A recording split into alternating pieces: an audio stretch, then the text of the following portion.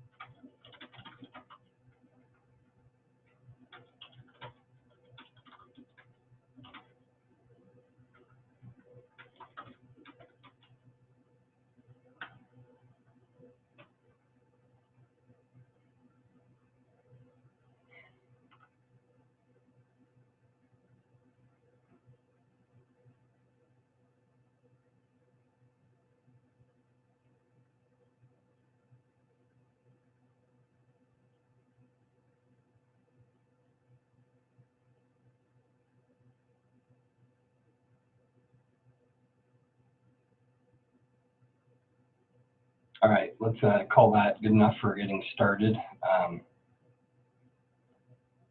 So we've got a great topic for today.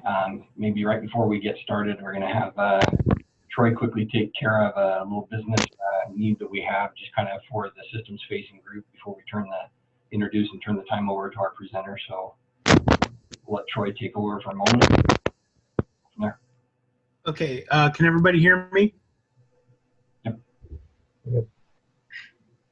My name's Troy Bear. I have Supercomputer Center. I'm joining Brian as co-coordinator on the systems facing track, and I just wanted to ask folks if you have ideas for talks you'd like to see, or if you would like to volunteer to do one of these talks, please let Brian and I know, and we will add you to the list of talks. I think we've got maybe one lined up for next month, but after that, I'm not so sure. So if you have suggestions or want to volunteer, please let us know. In fact, we kind of indicate down at the bottom of the document as suggestions, topics for future meetings.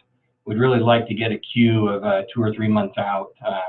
So please, if you have some ideas, things you'd like to share, whether they be, completed projects, works in progress, concepts, things of interest, things you would like to share, or things you'd just love to hear, we'd love to have you add these in just to the document, just to help us have the topics be driven by the wants and the needs of the community, and not just whatever creativity Troy and I can come up with. So, there's limits there, clearly, on what we can come up with.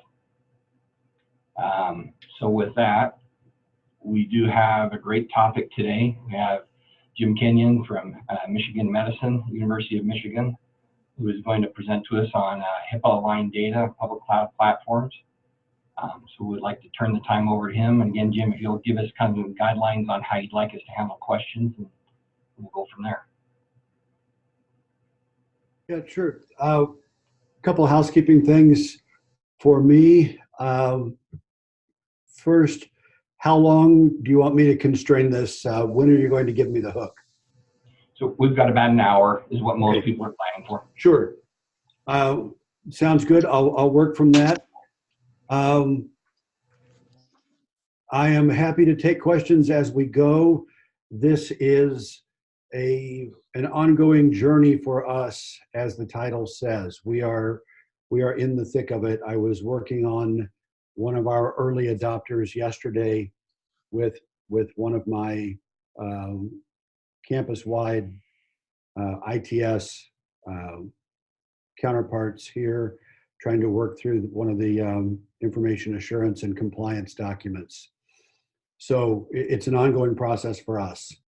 We're working the kinks out. So I'll work through. If you have questions, just ask. I don't have the chat open, so if you would, Brian, just prod me, or you guys just jump in and ask questions. It'll be short if you don't have questions. If you do have questions, we'll work through them. With that said, a little bit of background about how things are set up here at the University of Michigan. I work for the Michigan Medicine Healthcare Information Technology Services Group. We take care of IT related matters for the hospital, for the medical school, and for medical researchers. There is an overall campus IT services organization called ITS. That's everything minus health, kind of an overarching organization. They are the umbrella organization that coordinates interaction with our cloud services providers, among other things. ITS has a subunit that takes care of high performance computing. That unit is called ArcTS. If you've interacted with our HPC folks on campus, Brock Palin and some of his crew, that my group, the high performance computing group within Med, works with our ArcTS group in particular. How I came upon the cloud aspect is a bit of a mystery. I think I didn't take 2 steps backwards when volunteers were requested. We don't have a whole lot. If you've dabbled in HPC and cloud, you quickly find out that cloud is an expensive way to do HPC unless you have some niche requirements. We'll get to that in a minute, but that's a little background on how I came to be part of this. I didn't not unvolunteer. So to the meat of it. First, a big credit. The back matter of the slides, if we get to them, come courtesy of Alok Vimwala and Martin Sager. Alok and Martin run the ITS mCloud group. They are our liaisons to the 3 big cloud providers, AWS, GCP, and Azure. They wrap all of our interactions with those cloud providers. We will get to why that is a really, really smart move if you aren't already doing that. So thanks to Alok and Martin. My apologies if you were at Cloud Forum at Cornell, because you will have seen some of the slides that are in this deck if you were there in November. I would like to cover some challenges that we've had, notably with what we call compliance and also with information assurance. Some people call it IT security. They're listed not because it's alphabetical order, that happens to be alphabetical order, but that's our biggest challenge, is compliance and information assurance. Cost is another big hurdle. Research is, while Michigan is blessed to be well funded in research, basic research is still underfunded, and cloud computing is expensive. There's just kind of no 2 ways to slice it.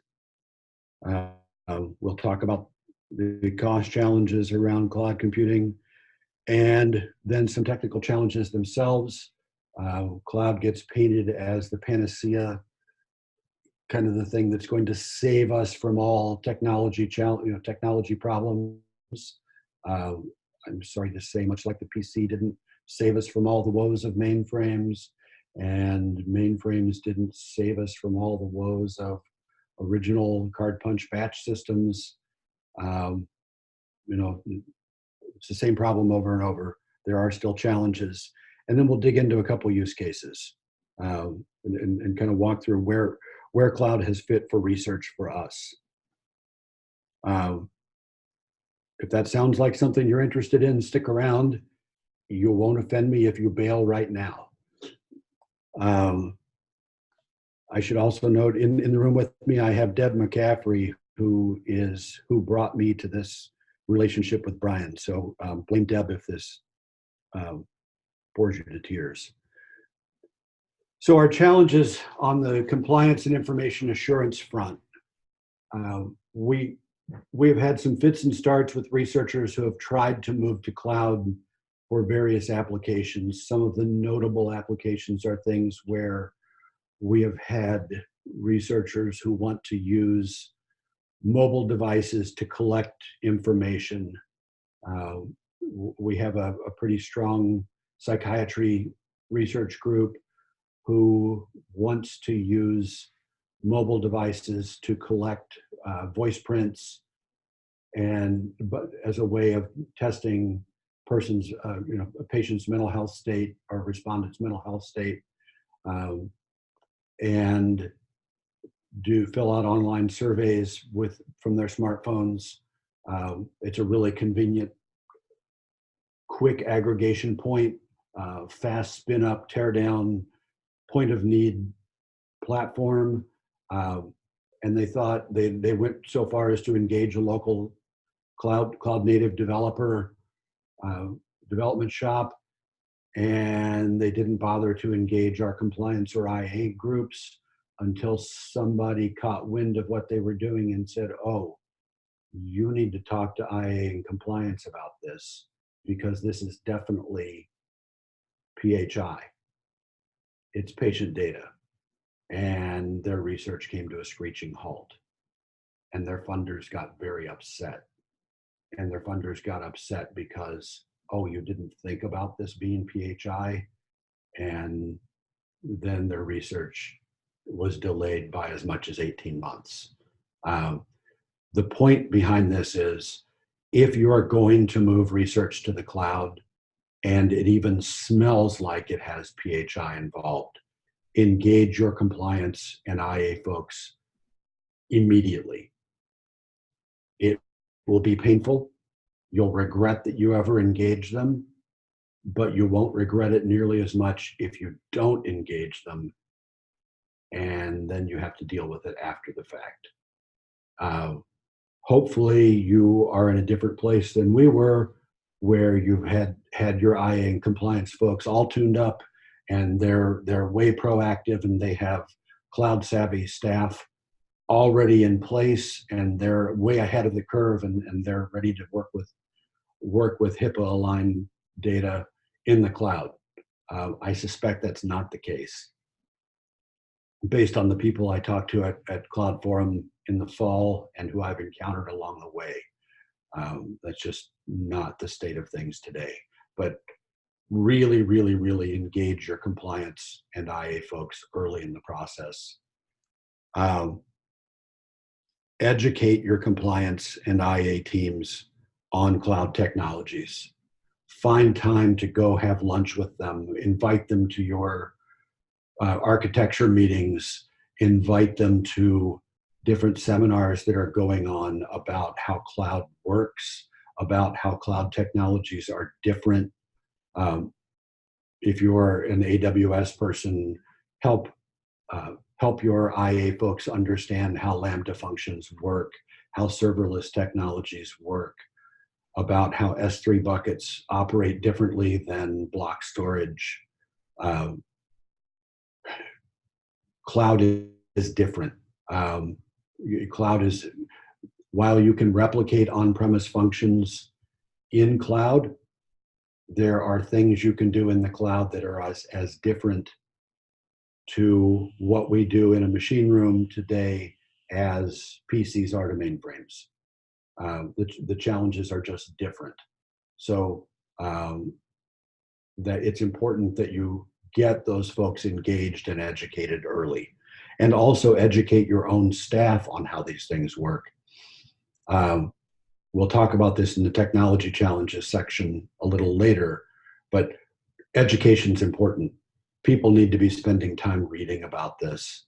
It is not just, we're going to jump in and Malcolm Gladwell this in 10,000 hours or 10 hours. That's a bunch of baloney. This takes work to do it well, and to, we'll see this in the cost section, to be able to leverage cloud in a cost-effective way. So educate yourself and your compliance folks. If you can, embed dedicated resources from your compliance and information assurance teams in your technology teams. Get these folks working in lockstep together. The more you can work absolutely together, the more smoothly your projects will go. Make them your partners, not your adversaries, because that's what you need to be in these processes. The end goal is to serve your customers, right? We want to get research done. In the case of medical research, you're trying to do things that save people's lives. Not to sound too grandiose about it, but we're doing stuff that, you know, keeps people on the planet a little longer or makes their existence better. And that's the end goal. So let's focus on what the end results are, not on cats peeing in corners about territory. We're trying to solve a real customer's problem that has real impact on humanity, not turf wars. And sometimes that little perspective can help. We see here at least some turf war things happening, and that's not a positive thing. Don't make assumptions about what compliance and information assurance know about cloud. I think I kind of a rule of 5. If you hear the same thing 5 times, you might get it. You're getting a theme here. Cloud is not something that many compliance and information assurance groups are real familiar with yet. Don't assume that they know what you're talking about. They may be nodding. Some of it may be nodding so they don't look foolish. They may think they understand what you're talking about. Test for understanding regularly when you're talking about something. There are terms that are overloaded in the cloud space that may mean something. They may mean one thing to you in a cloud context that means something entirely different in our traditional compliance and information assurance context. And lastly, plan for things to take a ridiculously longer amount of time than you ever expected. It's just not going to go smoothly, particularly not for the first few. I'll paraphrase Henry Ford. The first unit cost $1 million. The next one's a nickel a piece. We're finding that to be very true. The first few will cost $1 million a piece. Then hopefully we get to a routine process where we can turn these out pretty quickly. That's compliance and information assurance in a nutshell. I hope I didn't discourage anybody too much. It is painful initially. Our IA compliance documentation is based on a NIST standard that lines up with HIPAA. It has 254 questions that are to be completed for every project, not just, oh, we have a BAA signed, it's all done, right? No, for every engagement, for every research project that wants to move to the cloud, we're obliged to go through and fill out this 254 question questionnaire and work it through with the PI to understand what they're trying to do in the cloud. It's pretty ugly. Cost challenges. We all know that researchers are cost sensitive.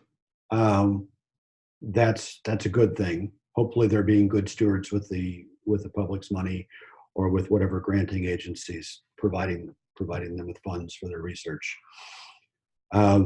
One thing that is truly real, doing what you do on premise in the cloud, just lift and shift, will likely not save you a penny. In fact, it will likely cost you a lot more.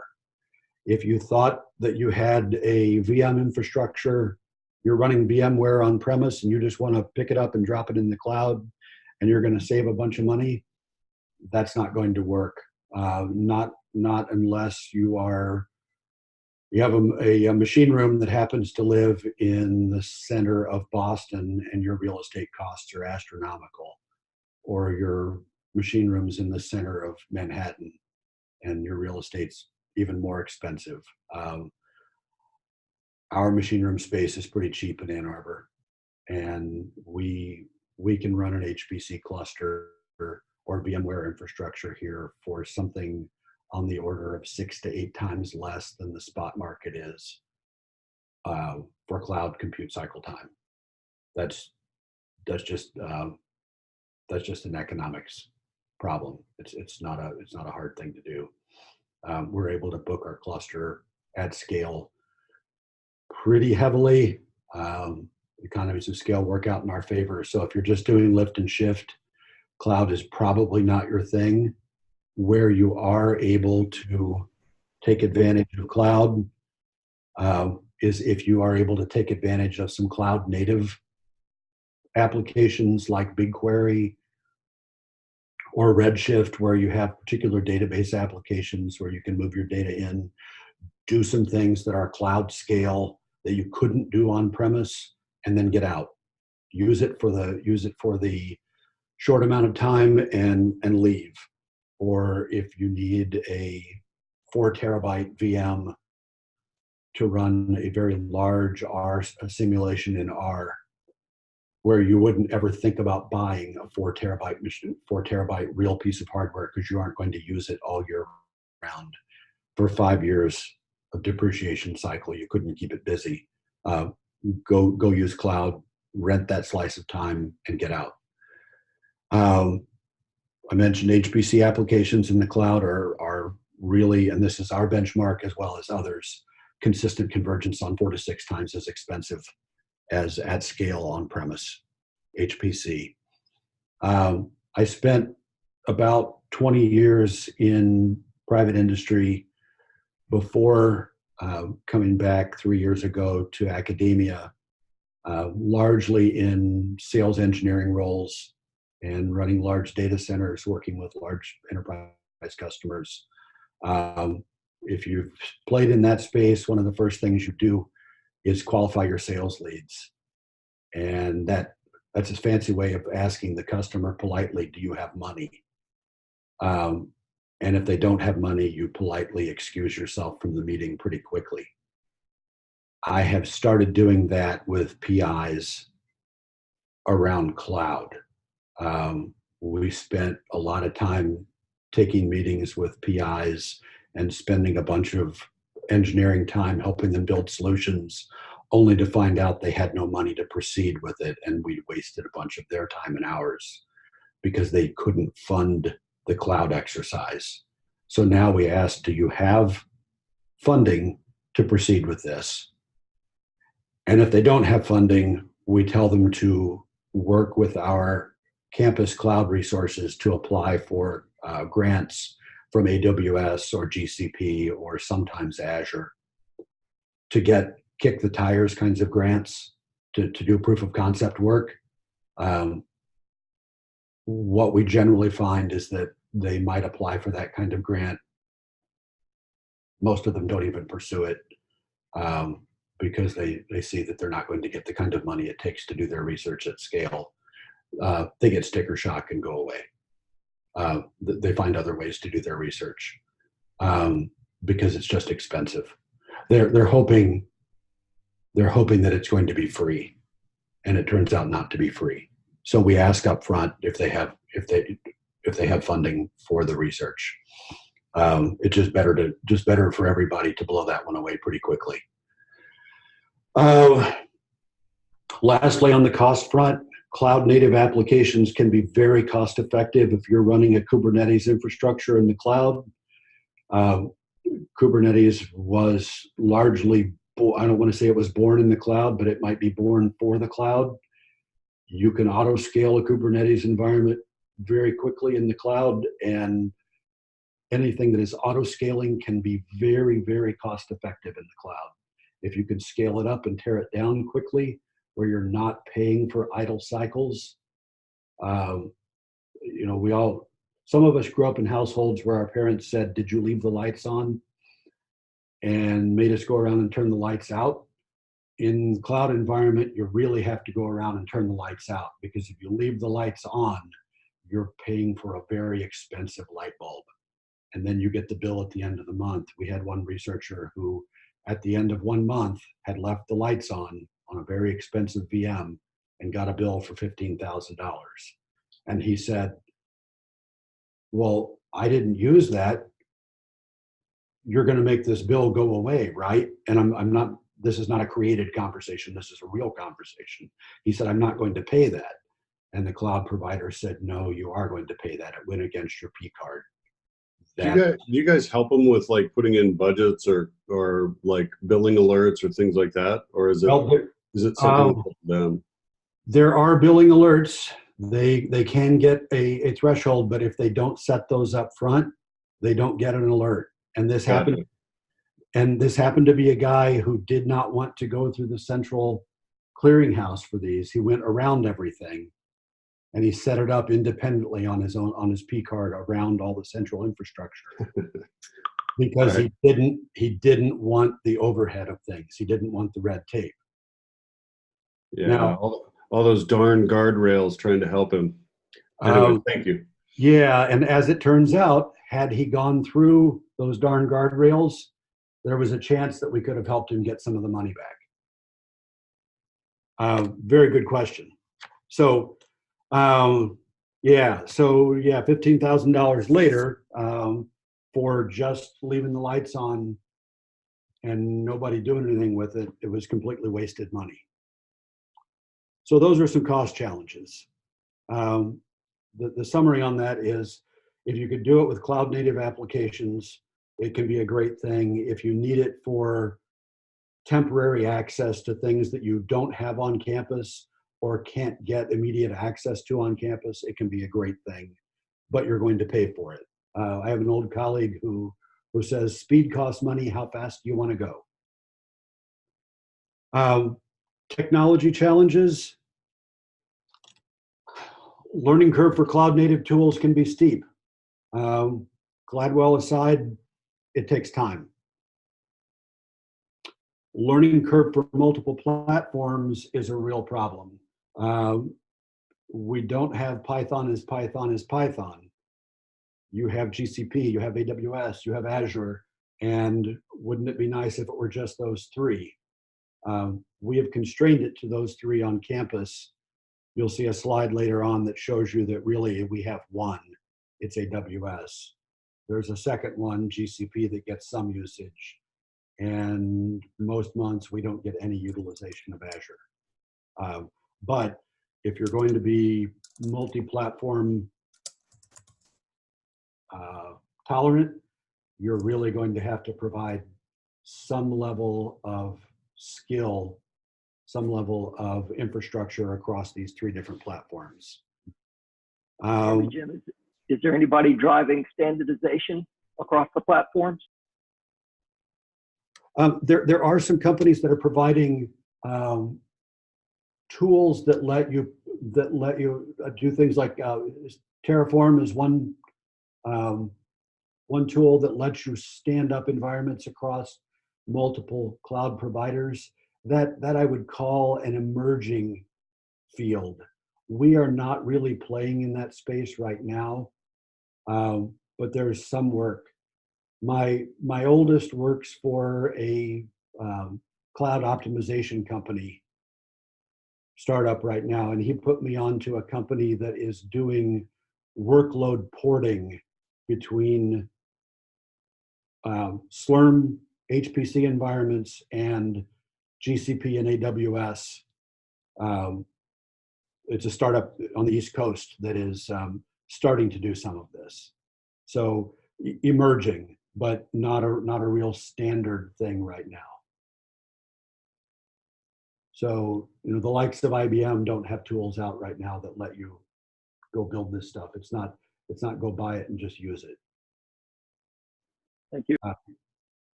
So yes, there are people who are doing that. No, it's not a standard yet. If I can make a comment and maybe make a comment / question, I guess it's my understanding, and you've got a line that says ingress egress for large data sets, so maybe it's related to that, but in that idea of standardization between the providers, one of the sticky points is where your data is. Because Yes. if you're trying to use multiple providers, your data almost becomes your chokehold or your restriction. That's your lock-in, and that is a really important bit for. It's actually one of the big technology challenges right now. You want to compute where your data is. We like to think that network bandwidth isn't an issue, and frankly, for many of our data sets, network speeds have kind of made it possible to compute anywhere. But we're seeing genomics research from 2007 with NextSeq made some things where data sets got large. I mean, people talk about big data. You've not seen big data until you've seen things that are coming out of light sheet microscopes and other large scale imaging tools. It dwarfs what comes out of genomics sequencing devices. We talk about things that are generated in the order of petabytes per day. So where you compute has to be where your data is. And that's what I mean by ingress egress problems, where we get into physics being a problem, where services like Snowball, where you get a pallet of disk that shows up on your loading dock and you egress to that pallet of disk, and then the FedEx truck shows up and hauls that off to your cloud provider, and they ingress from that pallet of disk into their platform.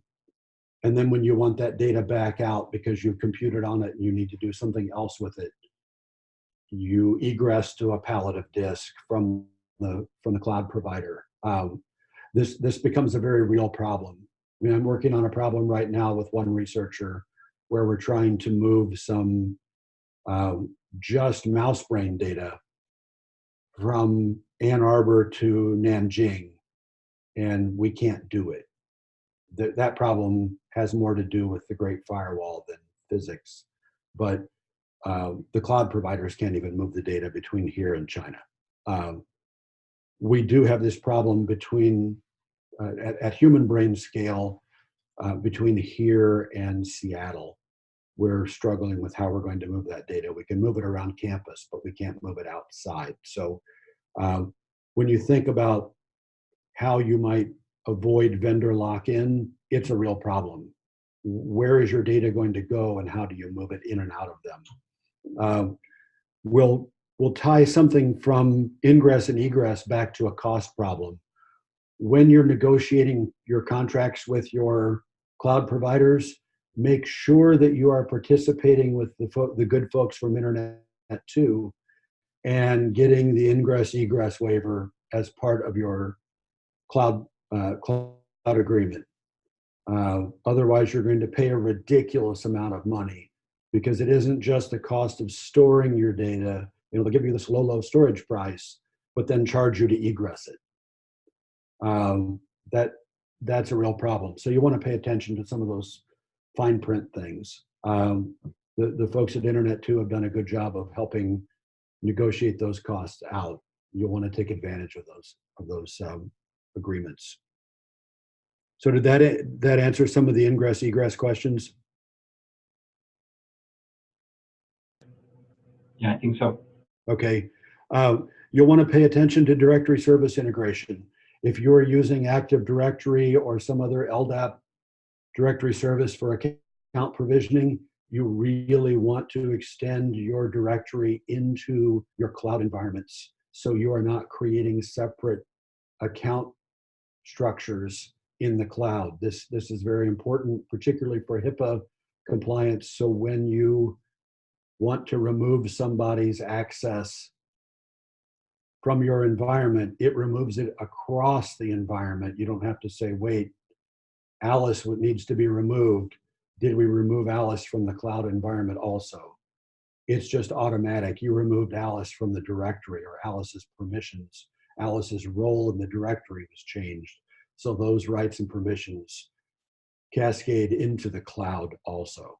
So integrate your directory service with the cloud. Google, AWS, and Azure all allow you to extend your directory into their infrastructure. On that point of directory service integration, don't let your end users control the directory any more than you would let your end users control the directory on premise. They will want to. They will see cloud as a way to circumvent any sort of control that you have imposed locally. Remember my user with the $15,000 bill? did all that stuff to circumvent local control.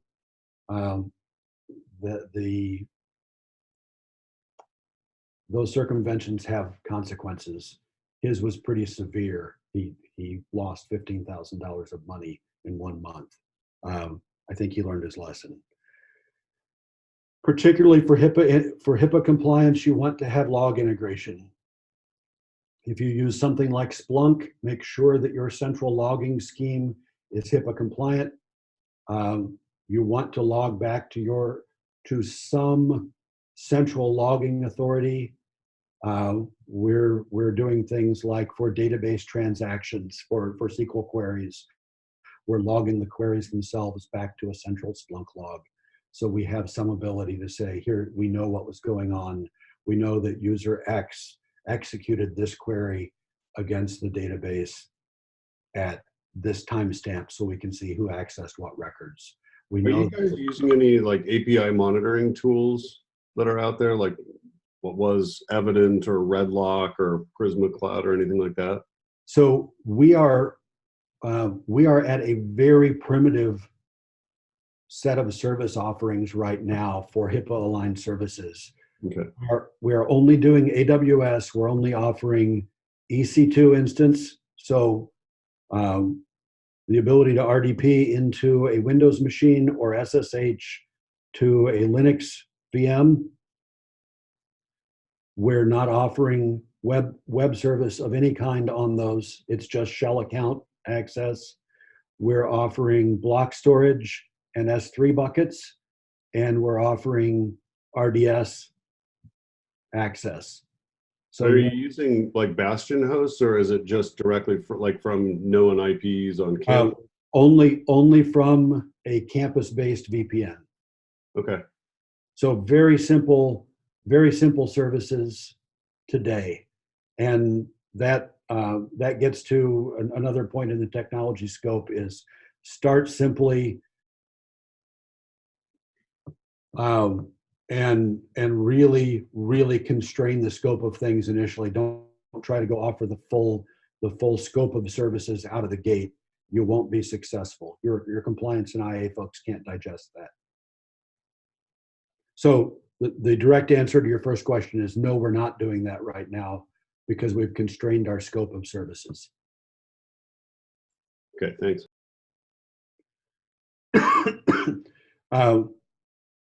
Whatever you do, try and keep it multi-vendor neutral, because while you might think that you're only going to do AWS, you'll have some group of researchers who will come and say, I know you're doing AWS, but I need TPUs because my machine learning work is all based on TensorFlow and I need TPUs.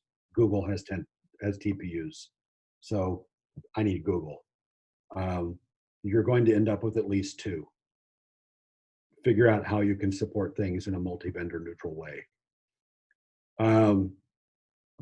Automate security, automate patching, automate auditing, automate onboarding, offboarding, and that gets back to do directory integration if you can, leverage what you have on-prem. Those are some of the highlights of where we are today with technical challenges. Kind of keep it as simple as you can and leverage what you've already been doing on premise. Kind of a time check. I'd like to talk a bit about use cases for a minute. What we have found is that one of the biggest use cases is a scale-up need. We have a lot of researchers who are doing genomics work in R, and R being what it is, wants to have everything memory resident. So we have folks who want to load the entire NCBI genome database, and they come and say, I need a 3 or 4 terabyte VM. Cloud is about the only place we can go outside of Exceed. And if they want it now and don't want to wait for the next grant cycle for Exceed, cloud's where they can go. If they need to scale out, we had a researcher come to us about 18 months ago and say the actual request was for 8,000 cores.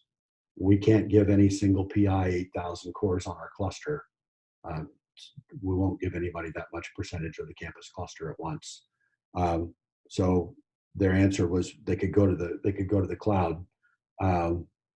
They chose not to spend that money. They chose to take more time and do it on fewer cores on campus over a longer period. But large scale out is a great cloud option. That's particularly true for GPUs. If somebody needs to burn a lot of GPUs for a short period of time, cloud's a great option for that, because the cloud vendors will sell you a lot of GPUs for a short period of time. Well, they'll sell it to you for a long period of time, but that tends not to be economical. Question about the scale up use case. Yes. Was that use case, were those folks using the data table structure in R that can do memory mapping for you? No, they wanted in-memory resident, in-RAM resident, like fully in memory, Okay. not mapped to disk. They needed Right. speed. Oh, okay. Okay, they couldn't tolerate the disk. No, the time to do their indexing was too. They have a novel function. They need to index to build a hash table for indexing all the microbial DNA in the NCBI database, and they were on a time to publish problem. Thank you. If we have some folks who have come to us with a need for BigQuery, that's certainly a only cloud, things that are only built into the vendor's platforms are certainly use cases. I mentioned TensorFlow workloads where you can optimize for use on TPUs. That's something that if you want to use TPUs, you're either finding a way to build or buy those yourself, or you're going to Google to use TPUs. We have an active use case for secure enclaves with collaborators, where various medical schools want to collaborate, bring various cancer cases, case histories to a central repository, and be able to bring that, do extractions of those cases to build cohorts for analyses and share the data in a very controlled way, and have VMs in front of this database, shared database, where they can use R and Tableau to analyze the data against a central database server, but in a very, very restricted way, so that each institution can only see a small slice of data, where the data is assembled, the views are assembled for them by a data manager. And then the institutions can ask for their data to be removed at any point, and they can go away. So fast setup and tear down of data enclaves for people initially around the United States. They have a grand idea of going globally with this, but we're starting within the United States. The European privacy laws are even more restrictive than HIPAA, and we've said let's start with the US first. So ways of doing rapid setup and tear down of highly restrictive enclaves is another use case for this. And that ties in quickly with the rapid provisioning and deprovisioning environments. You can build environments in the cloud much faster than you can build them on-prem. Even then with, for us, faster than our internal groups can build VM infrastructures here. More around account provisioning than anything else. So those are some of our initial use cases, large scale up, scale out, cloud native access, things that are very niche cloud native, like TPUs for TensorFlow, deep learning, machine learning activities, secure enclaves, and doing things very quickly, spin up, spin down. I have a couple minutes to walk you quickly through Alok's background. If anybody's interested, that's our law library, or at least part of it. Pretty cool building. We have had an ongoing enterprise cloud strategy that's been working here to pick up some of our back office activities that have been running on a mainframe here and try and shift them to cloud. The academic and research side has been able to piggyback on some of that. I'm going to skip through a bunch of this. One of the early uses of cloud was to take some of our research storage that's on an Isilon and age out least recently used storage to S3. There's been a success there. It drove down the cost of our Isilon storage on campus. The failure is when people went to retrieve this storage, it's taken ages to get it back, and it's made people very unhappy. Surprise, surprise, it's easy to trickle stuff out over time. It's not so easy to retrieve it quickly, and that's just a physics problem. So, this is one of the technology challenges. You have to be careful what you set up, and think and kind of plan out what your use cases are going to be. We all like the low price of some of this stuff, but we don't like the consequences.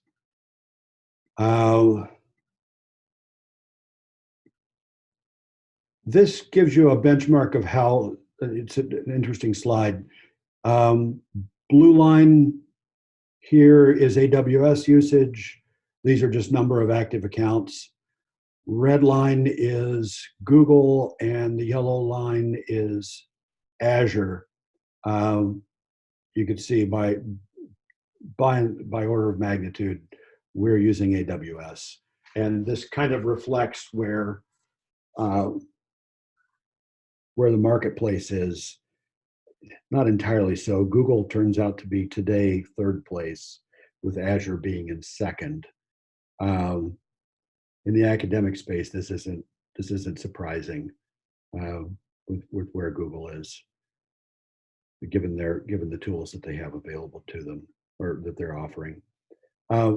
This is a good overview of what you need to think about when you're offering up cloud services, and the suite of things that my group and the central mCloud group is offering.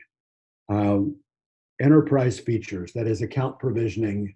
The mCloud group runs access to and provisioning of cloud accounts.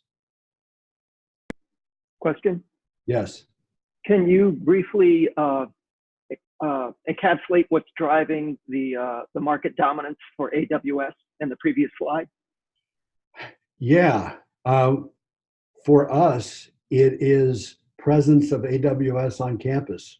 There is an AWS engineer who shows up every other week for 2 days and will sit down with researchers and help them architect what their platform needs to look like. And that's free of charge? Free of charge. He just shows up. I know him by name. His name's Ryan. And he will sit with us and help researchers work through their problems. I see the Google guy who, I can see his face, but I don't know his name, Stephen. He's out of New York. He comes and gives us a tech briefing once a quarter, maybe. Sometimes it's by phone. Microsoft shows up a lot, but it's pre-sales engineer who really doesn't know the technology all that well and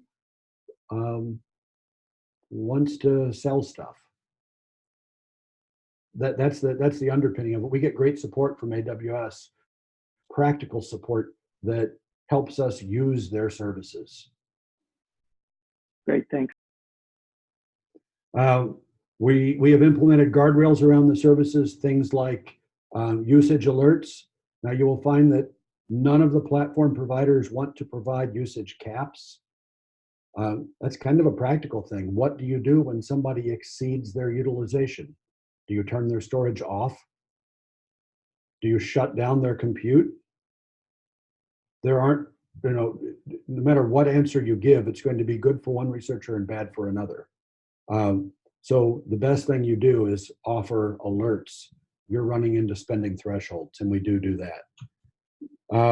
Our mCloud group coordinates grant assistance. They will help you write the grants to the cloud providers. And the cloud providers are pretty generous with money, particularly for the kick the tires kind of money. What they don't provide is at scale kind of research money. If a researcher is looking for money to fund full scale research compute for whatever their latest research project is, they're probably not going to get that kind of money from the cloud provider. The mCloud group coordinates training activities. We have AWS coming in next week to do another training on the new features that have come out of AWS during this last release. They bring in Google to do a training periodically too. Azure, not so much. The adoption just isn't there. Consulting, I mentioned, AWS comes in every other week for 2 days and sits down and does consulting service. My group and the mCloud group does on-demand consulting with users. And then we coordinate onboarding and offboarding of research projects into the cloud services. Billing is all centrally managed. You provide a short code. I don't know what other institutions call these things, a billing account. You don't have to go work with the cloud provider directly. You provide your internal billing account, and all of the billing is managed internally. There's no external billing that has to be done. Just like you were going to, order up test tubes from your internal source, your internal store. This is all managed internally. That helps greatly with managing billing disputes, with making sure that you're getting the institutional rates, that ingress and egress fees are waived. Any sort of discounts. Oh, and by the way, if the researcher goes outside of the institutional agreement, they don't get covered by the BAA. That's a really important bit. They don't have cover of the legal agreements that are covered by our institutional agreement. So when there is a problem, they're on the hook. And then ultimately the institution is on the hook by way of a bad legal agreement. There's a lot of exposure. So they really, really are incented. One, with carrots, better pricing, better service, and two, with a stick, not getting into legal trouble. So that's kind of the overview of what the service wrapper looks like around this. There's an easy intake website for doing this. It takes about a day to get somebody in. We ask about what types of data they're using, so we can sort out what path to send them down, and then which platform they're going to use. There's a question inside the chat. Oh, sure. So Chris is asking, just to clarify, you can use AWS S3 to back up VMs from VMware as part of a BCP solution? If you're paying for the S3 space, you can use it for whatever you would like to use it for. Right. I'm saying one situation we actually backed up the VMs for business continuity or disaster recovery, and that was actually a good solution for S3, similar to backing up files. But your comment about recovering files later on or running it, that is true. It's not cheap. Yeah, it's not cheap and it's not fast. If your VMs are local and you're trying to retrieve the VM image from S3 to an on-prem environment, that's going to take time. Right, but if for some reason you lost your primary environment, yeah, you could convert the image to an AMI image and spin it up in. Oh yeah, absolutely. It's a real nice DR platform. Yeah. Yeah, if you have the money, it's a great place to go. We are currently offering all of the consulting services for free. That's another carrot. Training happens regularly. particularly with Amazon. There are weekly office hours for all of the platforms through the mCloud group. We have an assigned person to each of the three majors, and they are current and specifically trained in the three platforms. The Amazon guy is a lot busier than the other two. This is a list of the most recent training activities that we did. There's one coming up next week, so this chart will get updated for another Amazon training. We've got another question in the chat. Sure. You say that you ask investigators to budget for cloud in their grants. How do you decide the dollar amount to budget, and is it equipment or subject to indirect costs? Well, how do you decide the amount? It is a bit of Kentucky windage. We have some experience from historical usage. You do the best estimate on how, for example, for EC2 instances, you know how much it costs for the amount of time per unit time, and you estimate how many units of time you're going to have it turned on. And the same is true of persistent storage. How many terabytes are you going to have, and how long are you going to have it? And you do the four-function math. So it's really a four-function math best estimate. Second half of the question, is it subject to indirects? The answer is today it is. There is an effort through CloudBank and Strides, and I think I'm getting the second one correct, that is trying to get NSF and NIH funded cloud expenditures to not be subject to indirects. So that 6 to 8 times as expensive as on-prem HPC, and I use HPC because that's the space I know best, will become 3 to 6 times as expensive. So we're trying to get indirects removed from NIH and NSF funded cloud expenditures. Andrew just kind of also notes that you can reach out to, he specifically says, with your account manager with Amazon for help with building out your costing. I would assume the other providers would be willing to attempt to help you with that as well. And then Yeah. Carl has an additional question here. He's asked if you can comment on alternative cloud providers, something, anecdotally, one Oracle rep indicated to him that their egress charges were 1/10 of AWS. They may be. We don't pay anything for egress because it's negotiated out of our contract, so it's not an issue. If you work through Internet True, I think it's a Net Plus contract. I think that's the right answer. I'm less familiar with this. If people want to send me their contact information, I can put them all in contact with the right people who have who negotiate the contracts through Internet 2 for the cloud providers. So you don't have to worry about the ingress egress fees. Oracle may have a lower ingress egress fee. We haven't dealt with them. IBM has their offering. We haven't dealt with them. There are various other niche cloud providers. We just haven't had occasion to use them.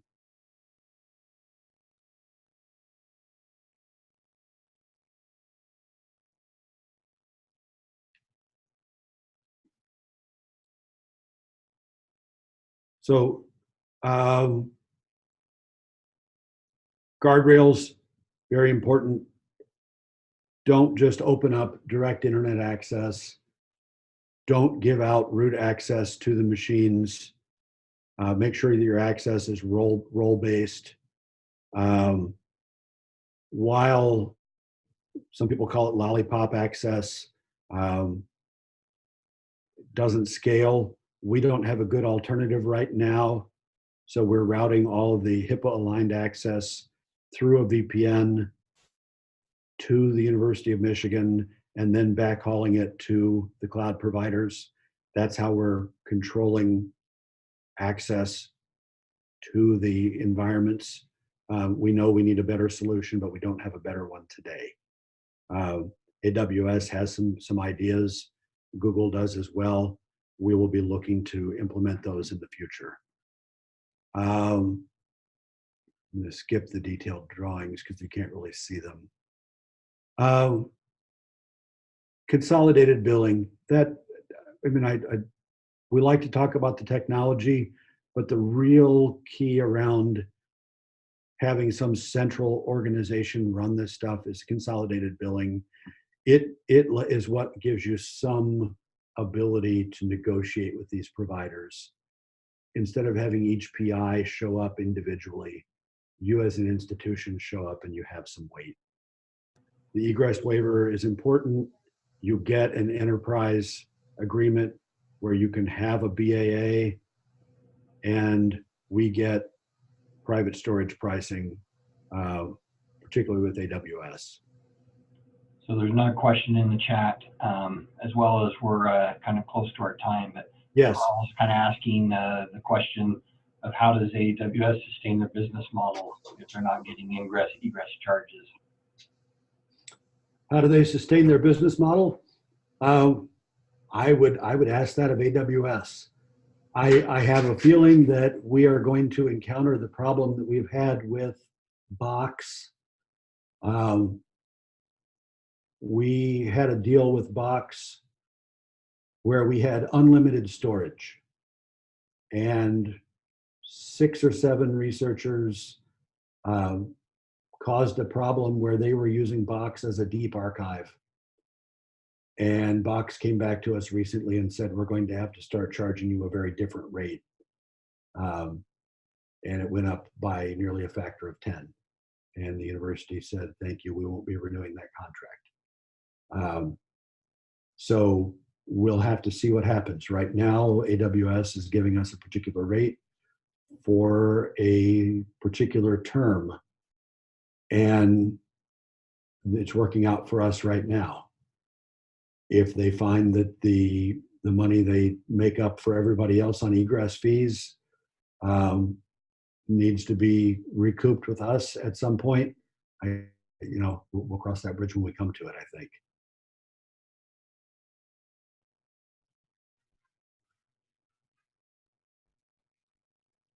We may be spending, maybe if I have to be a little less glib about it, we may be more like a grocery store model to them. They're making it up on volume. We're a low overhead customer for them, where we as the institution are providing a whole lot more. We're more of a wholesale customer to them than a retail customer, where the cost per transaction to them is very low. So we don't really cost a whole lot. They don't have to go out and earn each new sale. So the cost of doing business with us is pretty low. We're a captive customer. They just need to retain our account. And if you have done any sales acquisition costing, the cost of acquiring a new customer, retaining an existing customer is, so their cost of sales is really low with us, right? That's probably where they're making it up. So we've kind of reached the allotted time window. Are there specific things you'd like to quickly take us through, Jim, before we try to wrap things up? I would only real quick on this. We had a very unhappy situation with our PIs when they were trying to go out and do this on their own before we were vetting this through an enterprise group, where PIs would say, well, don't we already have a BAA? Can't we just go buy this under our P card? This is probably the most important slide I can leave you with, which is shared responsibility. I use Google's shared responsibility slide. All 3 of the major vendors have a version of this slide. As you move from infrastructure as a service across platform as a service to software as a service, the vendor takes over more responsibility and the consumer has less responsibility. you as an IT provider start to soak up some of this in the middle, you need to make sure that your customers are aware of what part of this green stack they are on the hook for.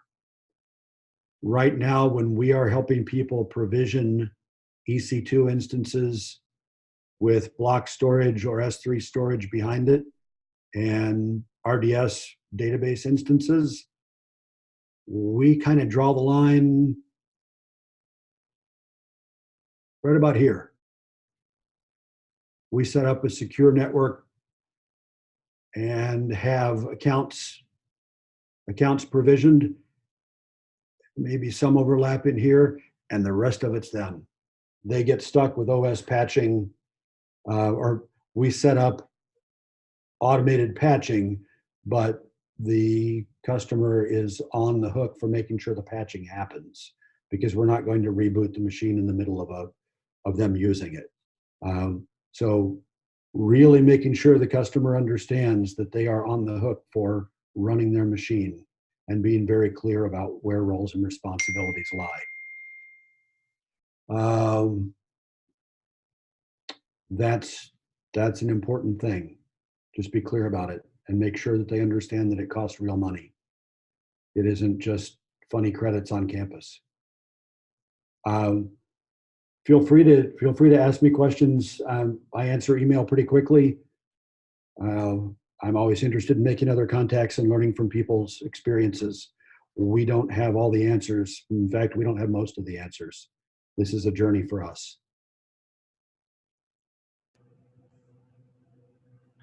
Well, we really appreciate your time and effort in putting this together for us today, Jim. This has been really good.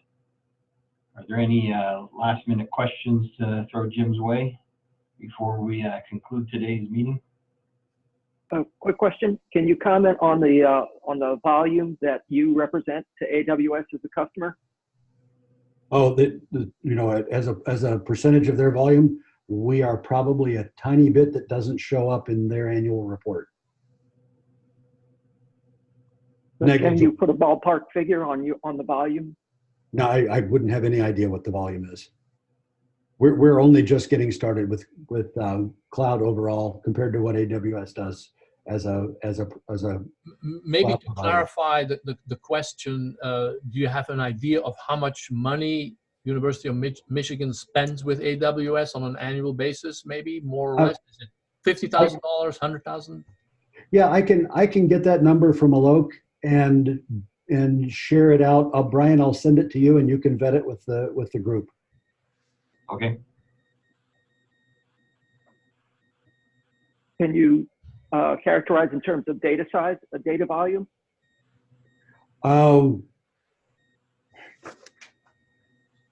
With Michigan Medicine, yes, we do a very small amount because most of the work that we would do is HIPAA aligned, and we haven't allowed any of that into the cloud yet.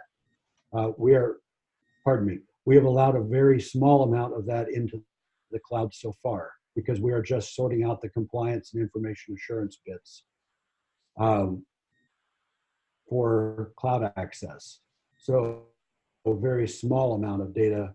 What we have done on campus is back-ended a large amount of our campus general Isilon storage that is just general file service was back-ended by S3. So something to the tune of like 2 petabytes of data was offloaded to S3. Okay, and you mentioned light sheet microscopy specifically. Are you still working through that? We are probably not going to send any of the light sheet microscopy to the cloud because of 2 reasons. One, computational cost is significantly higher than on-premise. And 2, data transport is prohibitive right now. Okay, thanks. It's just not appropriate it's not an appropriate use case.